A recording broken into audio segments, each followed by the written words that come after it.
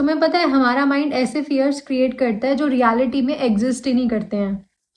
Hi guys, so this is day 11 of being consistent and here I am again sharing 26 things you should know before you turn 26. So here is the day 7. You don't think we suffer more in our imagination than in reality?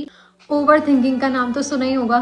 इतनी सारी nights हमने ऐसे ruin करी है कि हम किसी भी सिचुएशन को अपने माइंड में इतना ज़्यादा वर्स्ट बना लेते हैं कि एक्चुअली में वो चीज़ होने ही नहीं वाली होती है. You know what guys, most of the time हम उस सिचुएशन को बहुत अच्छे से सर्वाइव कर लेते हैं जिसको हमने ओवर थिंकिंग कर करके अपने माइंड में बहुत वर्स्ट बना लिया होता है. आप सब लोगों ने मैनिफेस्टेशन का कॉन्सेप्ट सुना होगा कि हम जब भी किसी चीज़ को ऐसा सोच लेते हैं कि वो हमारी हो गई है तो दैट इज़ आर मैनिफेस्टेशन, और वो इजीली 2-4 महीने में 5 महीने में जब हम उसके लिए हार्ड वर्क करते हैं तो वो चीज़ हमें मिल जाती है. तो अभी सोचो यार, ब्रेन हमारा इतना ज़्यादा स्ट्रांग है कि मैनिफेस्टेशन से वो चीज़ हम पा सकते हैं काम करके उसके लिए.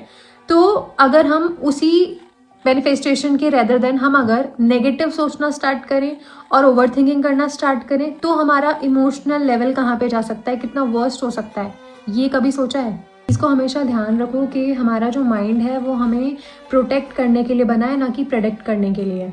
एंड एक्चुअल में इमेजिनेशन की कोई लिमिट नहीं होती है, बट रियलिटी की होती है.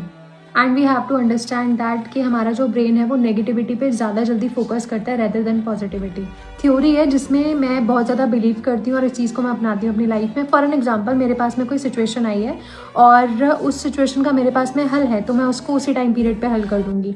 बट अगर मुझे नहीं पता कि उसको कैसे डील करना है तो मैं सीख कर डील कर लूँगी. बट अगर ना मेरे हाथ में सीखना है ना उस चीज़ को सॉल्व करना है, मतलब वो सिचुएशन मेरे हाथ में ही नहीं है, तो मेरे लिए तो उसको छोड़ना ही बेटर है ना. क्योंकि टाइम के साथ में हर एक चीज़ ऑब्वियस से ठीक हो जाती है, हमें पता चल जाता है कि हमें कैसे डील करना है थोड़ा समय लेकर. तो अगर मैं उस चीज़ को पकड़ के बैठी रहूँगी तो क्या बेनिफिट है? अगर मैं उस चीज़ के बारे में ओवर थिंकिंग करती रहूँगी, अपने आप को परेशान करती रहूँगी, क्या उस चीज़ से कोई बेनिफिट है? सो या next one I tell you tomorrow. तब तक के लिए बाय बाय एंड फॉलो करना मत भूलना.